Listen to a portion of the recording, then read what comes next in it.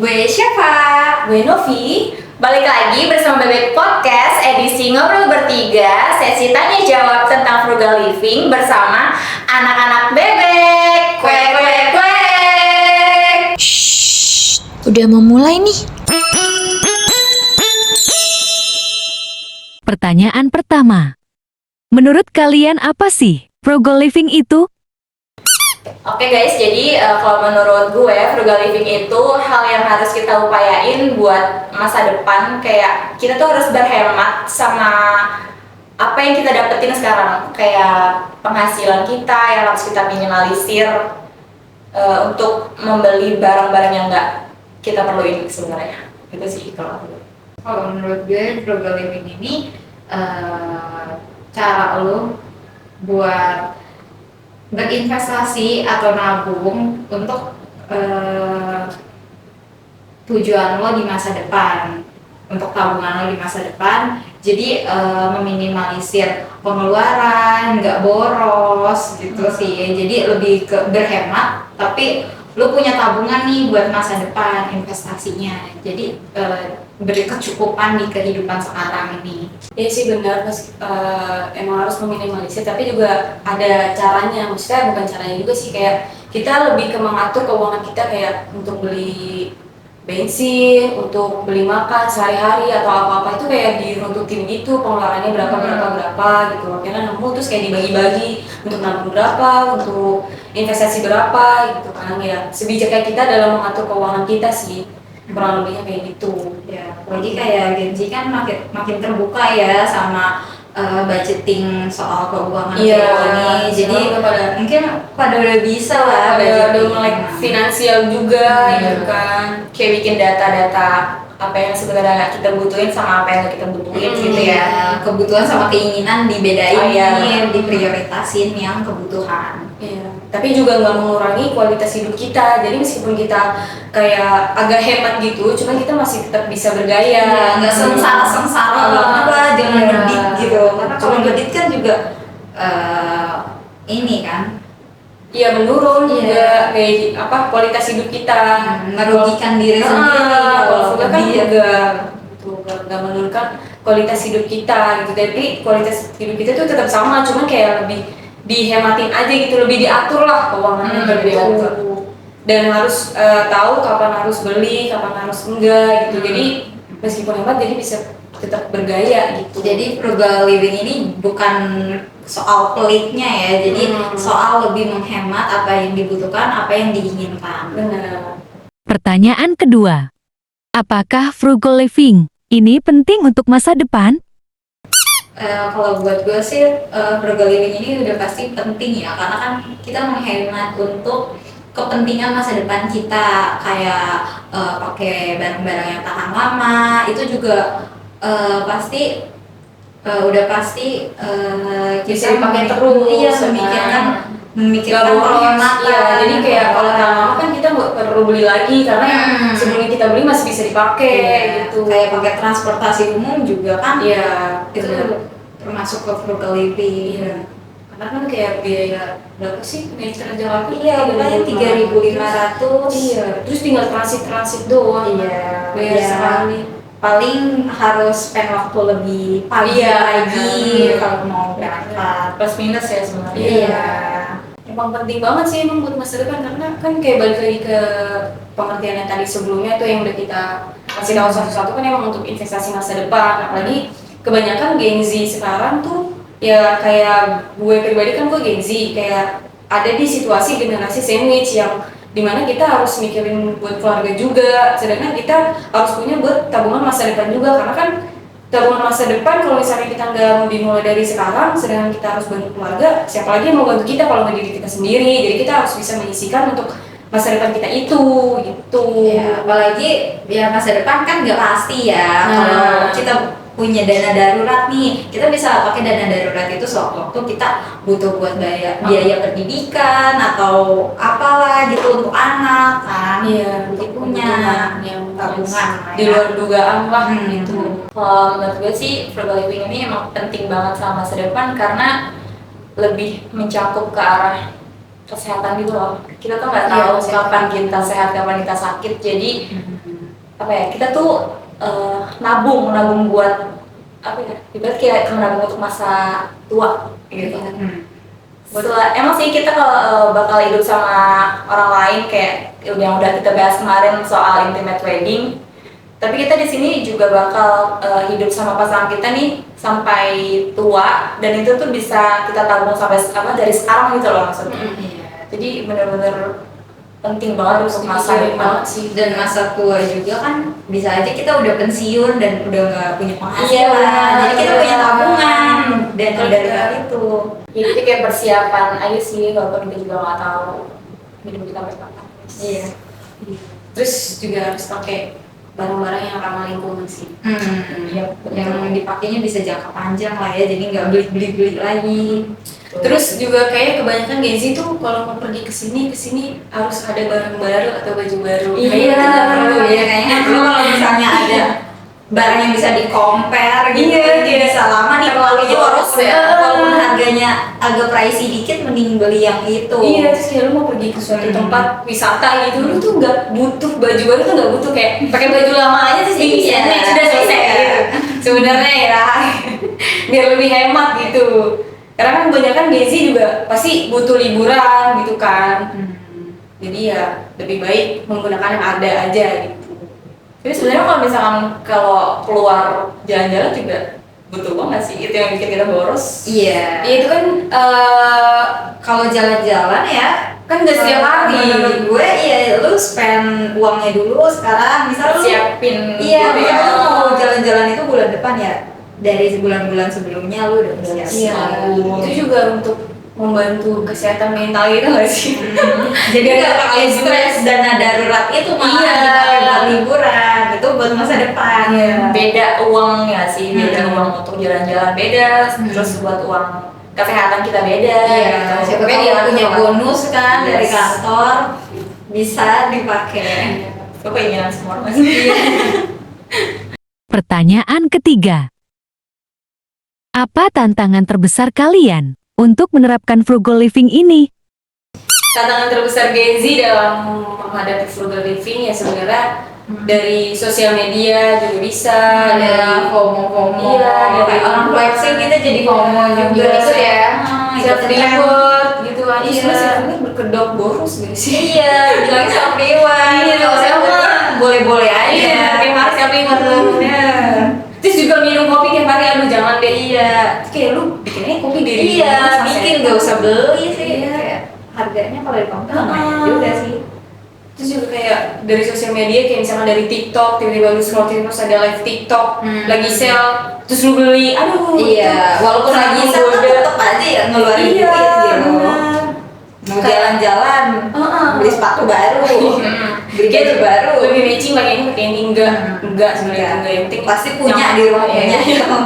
Nyaman aja lu pakai udah. Yang ini juga nggak sih, lihat-lihat sosmed, lihat orang teman-teman kita. Iya, temen sih bajunya, outfitnya bagus, pengen juga. Apalagi warna ini, pengen beli warna ini. Liburannya ke tempat-tempat mahal. Iya. Ngeluarin budget sih. Nyambung lagi nggak sih sama pembicaraan kita yang di FOMO itu? Iya, ikut-ikutan. Iya. Sebenarnya yang nggak terlalu dibutuhin, itu cuma keinginan doang. Iya. Jadi tantangannya itu sih. Lebih ke ya sosial media sama lingkungan. Ya, kalau sosial media udah pasti itu berat banget karena kita menahan godaan-godaan orang-orang ini. Terus balik lagi ke kebutuhan kita. Kita butuhin itu atau enggak? Kalau enggak butuh mending enggak sih. Kalau aku tantangan terbesar itu ke makanan sih. Itu berat banget, serius. Kayak misalkan aku tuh termasuk orang yang laparan gitu loh. Kayak pengen, tapi kalau gue tuh nggak yang apa ya, nggak yang jajan secara impulsif gitu. Secara langsung gitu loh. Beli tuh di online. Di online tuh kayak ini bukan itu. Jatuhnya padahal lebih mahal ya kalau online. Iya benar, jadi tuh benar-benar kalau misalkan cuma habis gajian gitu. Wah, ini beli pizza, wah enak nih beli minuman ini, wah. Jadi kayak self reward juga. Iya, tapi kalau aku lebih ke makanan sih susah. Pertanyaan keempat. Apa sih langkah-langkah pertama yang bisa dilakukan untuk yang baru memulai frugal living? Kalau buat langkah-langkah awal frugal living ini biasanya yang sederhana aja sih, kayak nyatet pengeluaran berapa anggarannya gitu. Jadi biar kita tahu bulan ini kita keluar segini, bulan depan kalau misalnya bulan kemarin kayak terlalu banyak, bulan sekarang bisa diminimalisir lagi gitu. Hitung lagi ya. Buat self reward itu kalau misalnya bisa nonton atau misalnya baca buku di rumah aja itu sebenarnya udah jadi self reward kan kalau emang itu sebuah hobi kalian. Terus juga ada bisa pakai apa namanya spreadsheet itu ya, Iya, buat bikin catatan gitu ya. iya yang kayak Excel gitu tuh di komputer itu juga bisa tuh diatur-atur gitu. Ya, jadi tahu pengeluarannya kan. Iya, pengeluarannya tahu berapa gitu. Cuma kalau dari gue pribadi sih langkah yang pertama bakal diambil ya itu benar kata si siapa tadi, ngatur ini apa namanya pengeluaran, terus sama naik kendaraan umum sih, transportasi umum maksudnya gitu, karena emang benar-benar hemat banget gitu kan. Terus sama bawa bekal kalau misalnya mau kerja atau kemana gitu kan. Jadi nggak jajan ya? Iya, kayak misalkan lu juga ke tempat wisata bisa bawa bekal juga gitu. Iya. Perlu jajan, kalau emang perlu jajan kayak sebenarnya paling beli minum lah 3.000 5.000 bisa gitu. Sebenarnya balik lagi ke kemauan kita sih. Iya, Sama sama kita masing-masing. udah ada langkah, tapi kitanya belum ikhlas, belum mau, juga susah buat menjalin. Iya, susah menahan Godaan buat nggak beli sesuatu yang kayak mereka tuh barang-barang itu sebenarnya kayak manggil kita beli ayo tarik atau mereka tuh kayak buat kita iya gue beli iya aku asli beli kamu, susah banget itu. Atau enggak kalau yang ya gue nggak bahas sih, cuma kalau emang agama Islam mungkin bisa menjalankan puasa Senin Kamis. Iya, biar lebih hemat lagi Iya, menghemat tapi jangan beli barang-barang juga sampai keroncongan gitu. Itu bisa juga kayak pakai diskon Oh iya, gitu kan. Iya, cashback kalau mau beli barang, ada cashbacknya, ada cashback diskonnya. dulu baru beli. Ada promoan. Pintar-pintarnya aja nggak sih kalau misalnya nyari promo kayak gitu. Iya. Kitanya nih yang harus Oke, jago nih. Iya, harus hoki dapat promo. Mungkin ya frugal living bisa dijalanin dengan mudah kalau kita jadi Gen Z tuh kayaknya nggak harus sih, kayak ada satu masalah gitu yang kita pengen keluar dari situ gitu. Jadi harus ada yang memotivasi. Iya, harus harus ada yang motivasi. Iya. Dan Nggak harus ada masalah juga sih sebenarnya, harus ada yang motivasi. Iya, itu maksudnya harus ada motivasi. Ya kalau ada masalah juga ya udah jadiin itu tujuan gitu. Gimana caranya biar lu bisa keluar dari masalah itu. Tuh. Balik lagi ke ada kemauan. Mau apa enggak gitu. Terus juga bisa ikut-ikut workshop gitu yang bisa mengisi kita. Iya, daripada lu nongkrong gak jelas gitu kan duit iya. kopi. Mending kita cari tongkrongan yang emang bisa ngasilin uang. Iya. Nah, Jadi nambah value juga. Betul, sambil nongkrong sambil belajar lagi. Iya. Itu Sama yang harus juga dapet relasi kan, Iya, relasi iya, positif, bikin bisa kita lebih maju lagi, kayak ngembangin skill, dan skillnya itu bisa nambah income kita, itu kan juga lebih bermanfaat gitu ya. Pertanyaan kelima. Gimana cara kita tetap bisa self-reward dengan gaya hidup hemat? Kalau menurut gue self reward versi hemat itu karena gue nih suka makan, jadi gue beli makanan yang emang gue suka. Misal yang contoh, gue udah kecil nih, gue udah selesai sama masa-masa pekerjaan gue gitu. Gue beli entah makanan yang emang jarang gue beli, misal contoh pizza, burger, pasta segala macem, gue beli itu sambil nonton film, udah. Itu hemat banget sih buat gue. Sebenarnya saya apa ya, lebih ke me time sih sebenarnya. Self reward gue tuh sebenarnya kayak mau me time, meditasi sendiri, mau menenangkan diri gitu di kamar, gak ada yang ganggu. Gue nonton, gue makan makanan yang gue senengin gitu. Atau bahkan kayak gue nonton bioskop sendiri sih sebenarnya. Itu sebenarnya udah self reward, lebih terhemat banget sih menurut gue. Atau enggak self reward juga nggak harus setiap bulan kok, kayak misalkan bisa diatur kita juga lah, kayak 2 bulan sekali gue mau self reward atau 3 bulan sekali, jadi kita bisa nabung dulu untuk beli atau buy air atau beli suatu barang apapun itu yang kita pengen lah.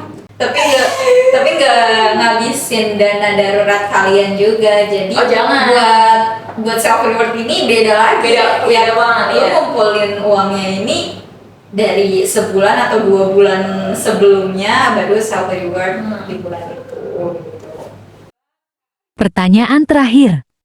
Apa tips buat teman-teman yang baru memulai hidup frugal living? Tips dari gua biar bisa lebih menjalani frugal living ya mindset kita harus Iya. diubah. Kalau emang lo mau lebih maju, lo lebih punya banyak uang di masa depan, ya mulai dari sekarang dalam diri lu, ngejalanin hidup lu gitu, balik lagi ke diri lu, mau jalanin apa enggak gitu, daripada Kemauan lu- ya. iya daripada di situ-situ aja. Jangan jadiin buat hidup hemat ini tuh sebagai beban lo, kayak Iya. nikmatin aja prosesnya gitu, walaupun itu kayak sederhana banget, cuma Biar- kayak nyisihin 2.000 atau berapa, itu kan sebenarnya udah kayak sederhana banget, gak usah yang drastis banget lo harus hemat banget. Iya, dan jangan jadiin orang lain tuh jadi patokan lu tuh, jangan. Yang penting lu fokus ke diri lu sendiri, mau orang lain bahagia kayak gimana, kayak bagi caranya apa, kayak beli ini itu sekarang jangan jadi patokan. Jangan nengok-nengok. Iya, itu malah jadi toksik Jadi diri lu sendiri. Jadi diri sendiri, prioritasin diri kalian sendiri, maunya Iya. apa, maunya gimana, pikirin masa depan kalian, cita-cita kalian yang sebenarnya kalian pendam selama ini, Iya. kalian harus kalian buat dari sekarang. Iya, Bangunlah, harus dibangun dari iya, sekarang. karena mumpung masih muda juga kan. Ini serius lebih ke apa tuh namanya, bikin catatan-catatan kecil gitu loh. Iya. Kalian mau apa, kayak Hari ini keluar uang Dream berapa notes juga gitu loh. Ya wishlist lah, Wishlist. karena kita merintis bukan waris. Iya.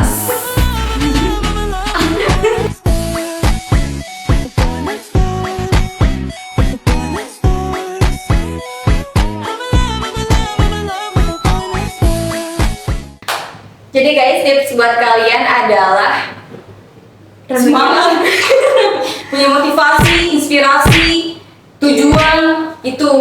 Karena kalau lu nggak hidup nggak punya tujuan, lu kemana? Iya, jadi diri lo sendiri. Iya, ngalor ngidul, lalu lo.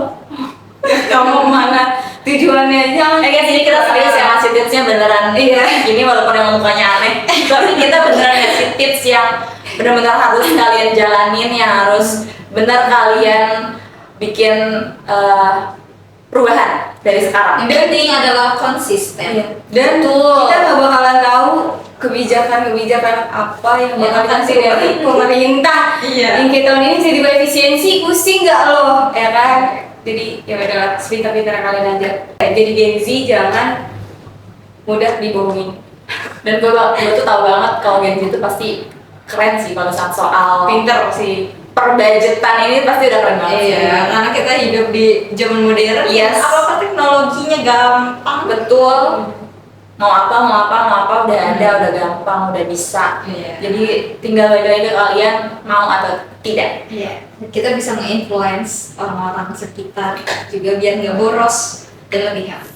Oke guys, jadiin perbincangan kita tadi sebagai inspirasi kalian, dan jangan lupa untuk like, Komen. Dan subscribe. Dan see you on next video di edisi Ngobrol Bertiga bersama anak-anak BB.